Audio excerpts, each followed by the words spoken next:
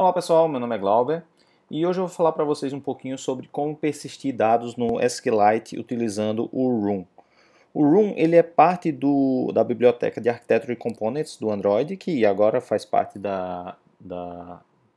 do Android Jetpack, lançado agora no Google I/O 2018, mas ele já existe desde 2017 dentro do Architecture Components. O Room ele é composto basicamente por três componentes básicos. O primeiro deles são as entidades, que são as classes que você vai utilizar para persistir os seus dados no banco de dados. Os Data Access Objects, ou DAOs, que basicamente vai prover os métodos para inserir, alterar, excluir e listar informações do seu banco de dados. E o banco de dados em si, que vai ser uma classe que a gente vai ver mais adiante, que ela deve herdar de Room Database e que vai basicamente listar as entidades que vão ser persistidas no banco de dados, vai fornecer os métodos para você obter as instâncias dos DAOs e vai manter o histórico aí das versões do banco de dados, tá? E mais algumas coisas. Para você adicionar o Room no seu projeto, basicamente você vai ter que colocar essa dependência aqui no build.gradle. E como eu estou utilizando Kotlin aqui, eu estou utilizando essa linha aqui do CAPT, né, que é o Kotlin Annotation Processor 2. Se você estiver utilizando Java, você pode utilizar simplesmente o Annotation Processor. Mas todos os exemplos que eu vou mostrar aqui vão ser em Kotlin, então eu estou usando aqui o CAPT. E, obviamente, a gente tem que aplicar o plugin do CAPT. Ok, vamos começar falando sobre as entidades, né? Como eu falei antes, uma entidade é uma classe simples, né? Então, como vocês veem aqui, eu só tenho uma classe chamada evento. Então, só para dar um pouquinho de contexto, eu estou falando aqui de evento como se fosse o Google I/O ou algum evento de tecnologia, digamos assim. Então, essa classe ela está usando essa anotação entity. E eu estou definindo a propriedade ID como primary key, ou seja, vai ser o identificador único desse evento no meu banco de dados. E note que ela está anotado como auto-generated, o que quer dizer que internamente isso vai ser um campo auto-incremento. Tá? A anotação column.info ela é opcional se você quiser renomear um campo da sua classe. Né? Se você não quer que no banco de dados esse atributo tem o mesmo nome da coluna da tabela, você pode utilizar a anotação column.info. Nesse caso aqui eu estou renomeando a coluna description para utilizar info no lugar. Você também pode renomear a tabela, se você quiser, utilizando essa propriedade table name da anotação entity. Nesse caso eu estou renomeando para tb event, certo? Isso é uma possibilidade se você quiser. E aqui eu estou adicionando índices à minha entidade. Isso é muito importante, tá pessoal? Porque nesse caso eu estou adicionando um índice para o meu atributo nome, o que vai fazer com que as buscas pelo atributo nome sejam mais rápidas. Perceba também que ela está como único, né? O que quer dizer que eu não permito que seja inserido dois eventos com o mesmo nome, tá? Então você poderia criar simplesmente um índice só para deixar as buscas mais rápidas, mas nesse caso aqui, além disso, eu estou colocando ele como único para não permitir que dois eventos sejam salvos com o mesmo nome. Ok, o segundo componente são os DAOs, né, os Data Access Objects. Um DAO basicamente é uma interface, né, que contém os métodos que você vai utilizar para inserir, alterar, excluir e buscar informações do seu banco de dados. Mas a implementação é feita pelo Room em tempo de compilação. Isso é bem parecido com o que o Retrofit faz para requisições HTTP, só que aqui a gente está fazendo para banco de dados. Então, nossa interface ela tem essa notação DAO e o primeiro método, o insert, ele está recebendo um objeto da classe event, que a gente declarou anteriormente.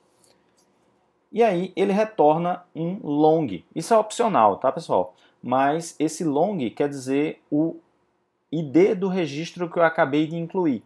Tá? Então quando eu insiro o primeiro evento, o ID vai ser 1, o segundo vai ser 2 e assim sucessivamente.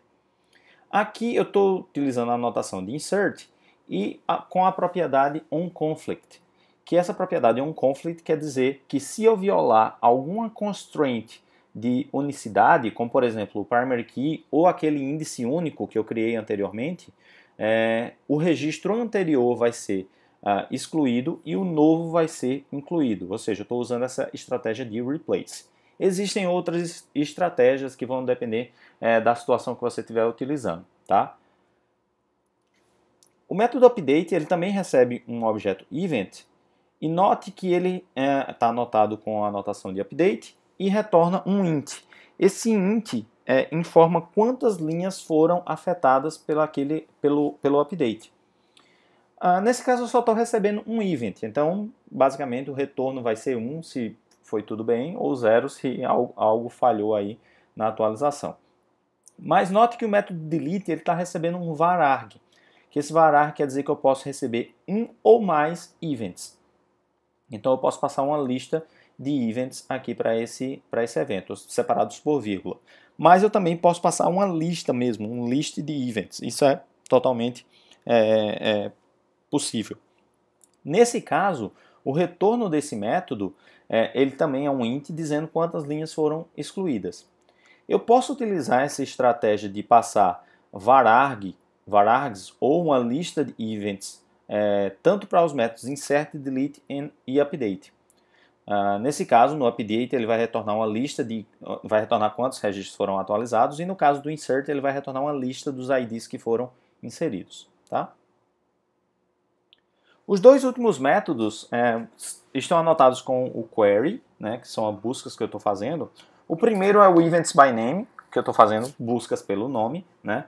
Eu estou utilizando aqui o recurso do default parameters do Kotlin, né? Que se eu não passar nenhum nome, eu estou passando o sinal de %, que quer dizer para buscar tudo, já que estou fazendo uma busca pelo like ali em cima. Note que ele retorna uma lista de eventos, então para quem já mexeu com SQLite, eu não trabalho mais com cursores, né? E no caso ali do insert, do update, eu não estou usando mais o content values, eu estou utilizando a classe diretamente.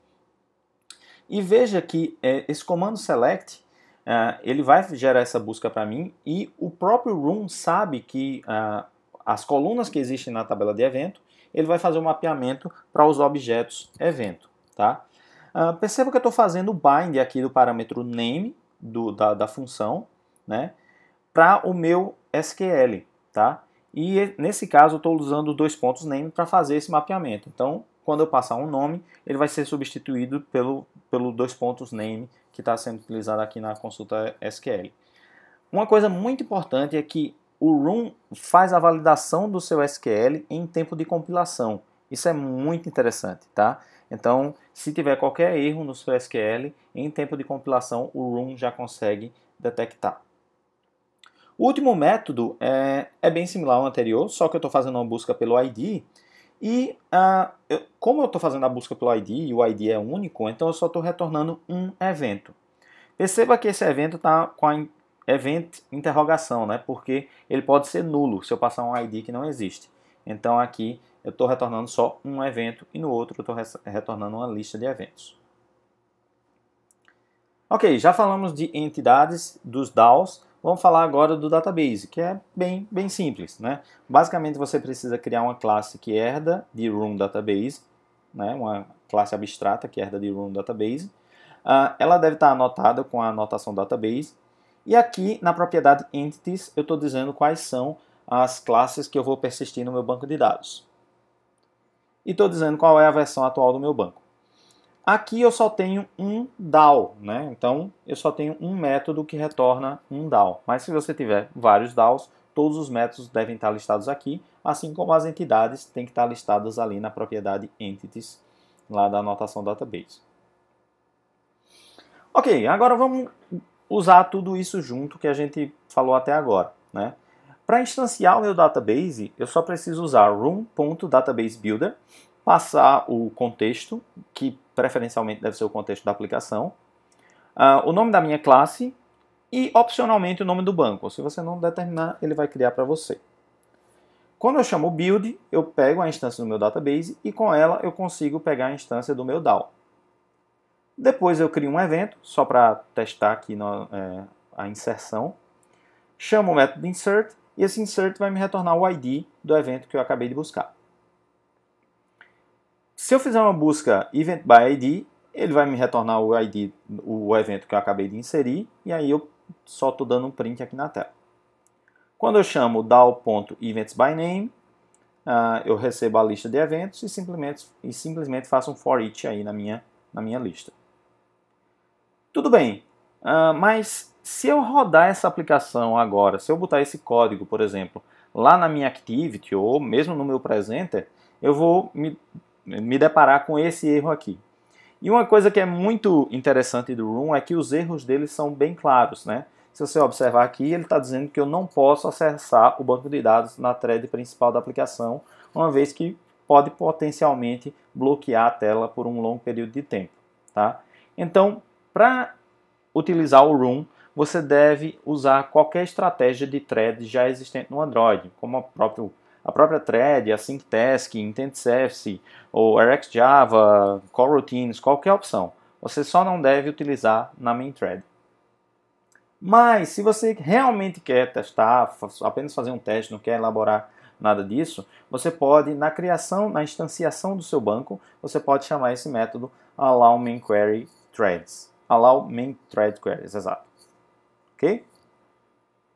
Mas, por favor, não façam isso nas aplicações reais.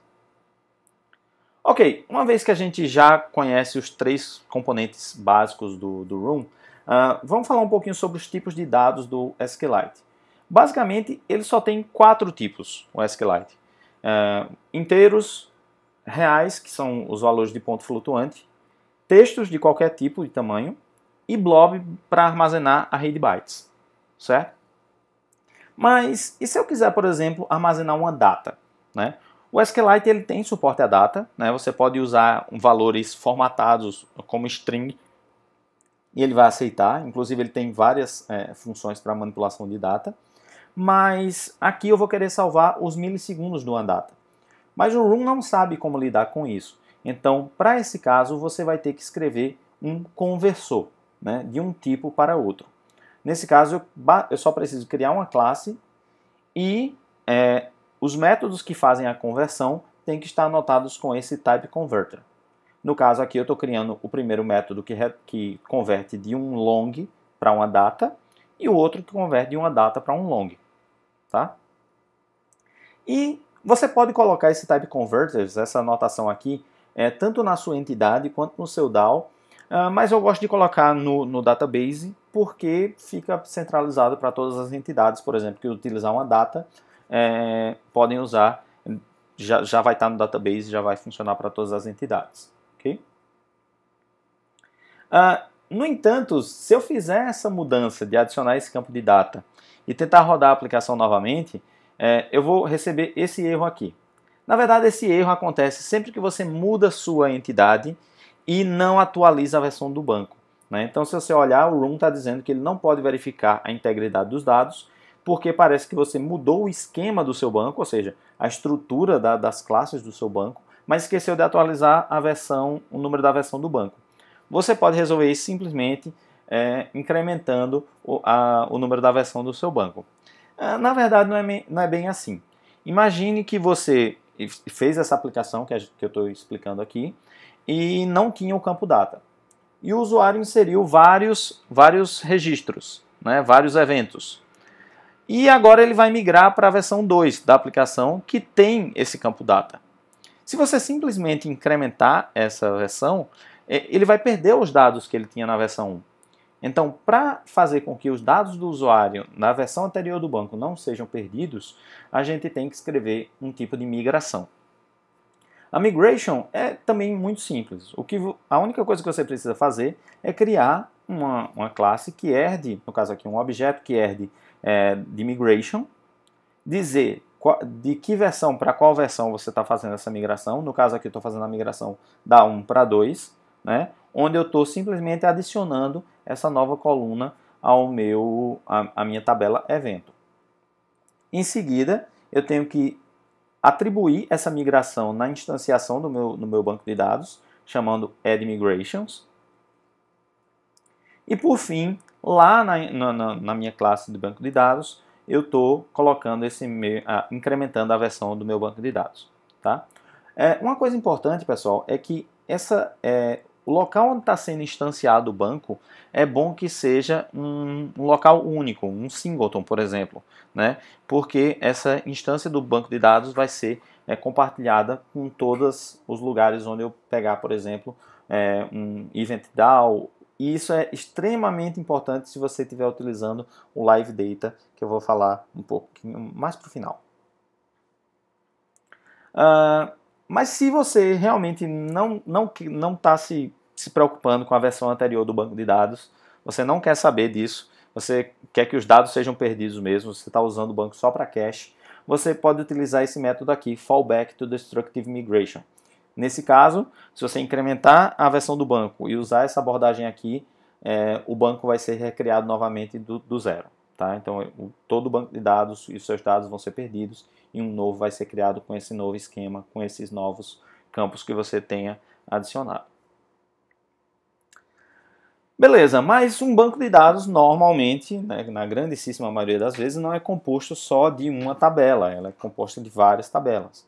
Então, para isso, a gente precisa falar sobre relacionamento. Uma coisa legal é que o Room tenta, ao máximo, não interferir na sua modelagem de classe para você modelar o seu banco. Vê um exemplo aqui. Digamos que eu quero saber, além da data que eu coloquei do evento, eu quero saber onde o evento vai acontecer, o endereço. Mas digamos que você usa o endereço em outros lugares da sua aplicação. Tá? Então, nesse caso, você vai ter essa classe endereço, né, que tem a rua, o estado e a cidade, por exemplo, só para simplificar aí o exemplo. E digamos que eu quero colocar esse endereço na minha classe evento. Né?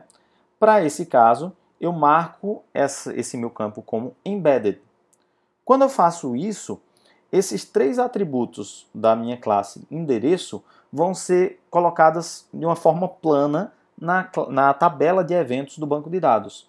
Então, na minha tabela de eventos, eu vou ter ID, Name, Info e Date e agora Street, State and City. Certo? Se por acaso você tiver mais de um campo desse tipo, mais de um campo do tipo address, ou simplesmente queira renomear esse campo, você pode utilizar esse prefix. Usando o prefix, você tem aí location underline, aí você vai ter location underline street, location underline state, location underline city. Beleza? E agora vamos, enfim, falar de relacionamento entre duas entidades mesmo. Nesse caso aqui eu estou declarando a classe topic, que é como se fosse tópicos que são abordados naquele evento, certo? Então, por exemplo, Google I/O aborda Android, Firebase, VR, Chrome e por aí vai, certo? Então, eu estou dizendo que um evento pode ter vários tópicos. Então, por isso eu estou criando aqui uma foreign key, né, com a classe de evento e dizendo que a minha ligação com a classe de evento é por meio do atributo da coluna ID. E essa tabela, e essa entidade que vai fazer a ligação com o evento, vai estar ligado pela propriedade Event ID, que está declarada ali embaixo. Eu também estou informando aqui que, caso eu exclua um evento, né, no onDelete de um evento, os tópicos daquele evento também devem ser excluídos, ou seja, está fazendo uma exclusão em cascata, certo? Por isso que eu estou usando aí o cascade.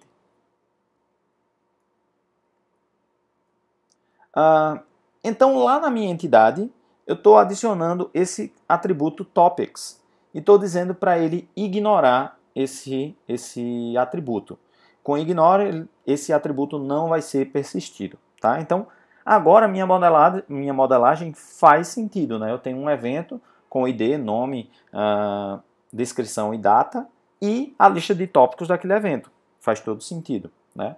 Então, se eu tentar, por exemplo, inserir agora, se eu quiser inserir agora os tópicos daquele evento, eu tenho que criar um topic DAO com o método insertTopics e um método para listar os tópicos por um evento. E no meu database eu adiciono agora a entidade tópico e também adiciono um método para retornar o topic DAO. Beleza, faz sentido. E agora, para eu inserir um evento, eu instancio o evento, pego o ID desse evento, pego a instância do meu topic DAO, chamo insert topics e passo o nome do tópico e o ID do evento.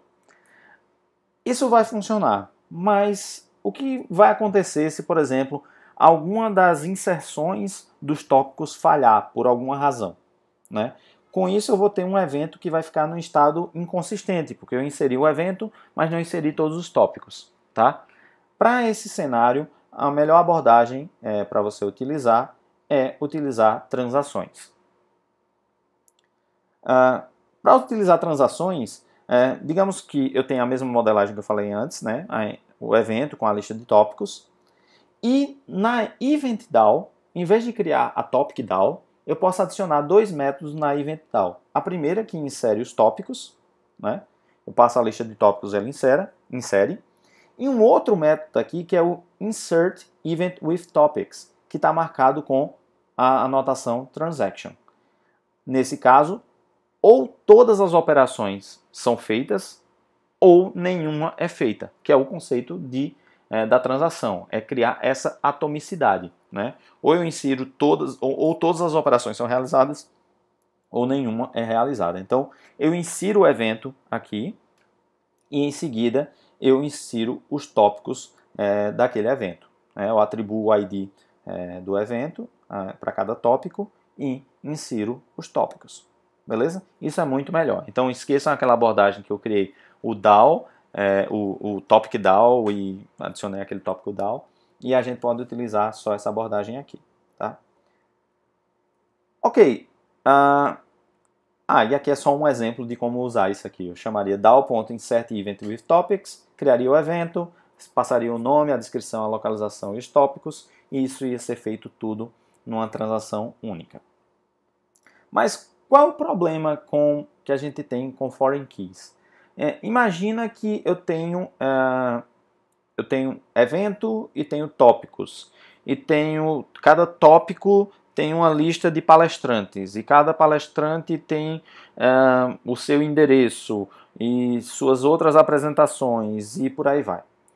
Então a pergunta que fica é: quando eu devo carregar esses nós filhos? Digamos, eu estou carregando os eventos. Eu devo carregar os tópicos? Eu devo carregar os palestrantes? Eu devo carregar os palcos daquele palestrante vai palestrar? Né? Não se sabe. Né? Alguns ORMs utilizam o lazy loading, né? Que é tipo, eu só vou carregar quando você chamar aquele cara. O problema dessa abordagem é que quando você está fazendo o lazy loading, você está fazendo o carregamento na main thread, que, como a gente viu anteriormente, pode travar a sua UI, o que não é uma boa coisa. Imagina que você está fazendo um scroll em uma lista e está chamando coisas na main thread. A sua lista vai começar a engasgar, né? Vai começar a dar aquele lag. Né? Então, o que é que a gente deve fazer? Bem, o Room tem um conceito bem interessante que é o de relation. Você cria uma relação entre as duas tabelas. No resumo da ópera, o Room não provê automaticamente o carregamento dos dados, a menos que você diga explicitamente com uma relation. Tá? Então, digamos aqui, eu tenho a minha classe EventWithTopics, onde eu tenho o evento e a lista de tópicos. Então, eu estou criando aqui o evento, eu tenho essa EventWithTopics que tem o evento e tem uma relação com o ID do evento e o Event ID da entidade de tópicos. Né? E aqui eu estou nomeando aqui como tópicos, né? Topics. Mas uma abordagem que eu prefiro é essa daqui. Tá? Eu faço a minha classe ser aberta, né? Por padrão no Kotlin as classes são final, você não pode estender. Então eu faço com que minha classe event seja aberta. Faço com que essa lista de tópicos também seja aberta para eu poder sobrescrever. E aqui embaixo eu declaro a classe EventWithTopics herdando de event. Isso faz mais sentido para mim, já que um EventWithTopics é um event, né, por herança. Então faz mais sentido na minha percepção. Então eu crio a relação aqui, né, da mesma forma que eu fiz no outro exemplo, e sobrescrevo aqui a minha lista de tópicos. Tá? Então isso é uma abordagem que eu acho interessante de utilizar. Tá? Feito essa estrutura aqui que eu estou mostrando para vocês, né, criar essa herança, eu posso ir no meu DAO e declarar um método EventWithTopics, mas perceba que ele está retornando uma lista de EventWithTopics, tá? E veja que o select não está fazendo nenhum join. O join é feito automaticamente pelo room quando você declara a relation. Então o join vai ser feito automaticamente. Glauber, mas eu posso fazer o join? Pode, não tem problema nenhum. Você só não vai precisar da relation. Você pode fazer um join e aí faz esse relacionamento para você. O problema é que o join vai fazer aquela tabela plana, né? Com as informações das duas tabelas. Mas você pode, tá? E aí, no meu DAO, eu posso chamar simplesmente EventWithTopics e eu vou ter já a lista dos eventos com os seus tópicos. Isso é bem interessante. O Room, ele dá suporte ao Live Data, que é outro componente do Architecture Components, né, que permite saber quando dados mudaram. O Live Data é basicamente isso. Ele te informa quando uma determinada informação foi modificada, tá? E isso, no contexto de banco de dados, é muito interessante, porque eu consigo saber quando qualquer informação foi inserida, alterada ou excluída no meu banco de dados. E eu consigo atualizar a UI automaticamente mediante essa mudança, tá? Então, para utilizar o Room, para utilizar o Live Data, você só precisa adicionar essa dependência lá no seu build.gradle. Lá no seu Event DAO, ao invés de você retornar uma lista de Event with Topics, por exemplo, você vai retornar um Live Data de List of Events with Topics. Ok? Então, ao invés de retornar só a lista, você está retornando um Live Data.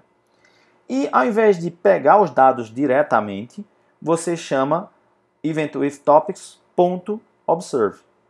E aí, quando qualquer dado afetado por aquele select, pelaquele select for alterado, inserido ou modificado, esse método observe, na verdade esse observer aqui vai ser chamado e você pode atualizar a UI, né? Atualizar a sua lista, atualizar a sua tela.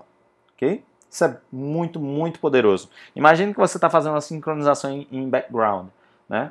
Você baixa informações do seu banco de dados, baixa informação do seu servidor com a sua tela aberta, e na hora que você insere esses dados no banco de dados, a tela é automaticamente atualizada. Isso é muito, muito interessante.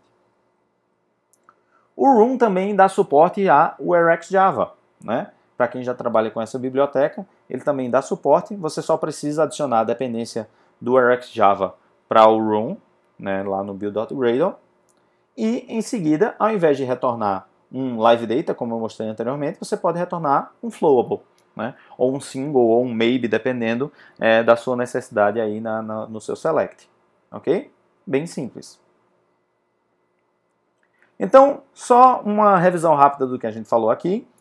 O Room ele usa anotações ao invés de reflection para abstrair as operações de SQL. Tá? Tudo é feito em tempo de compilação.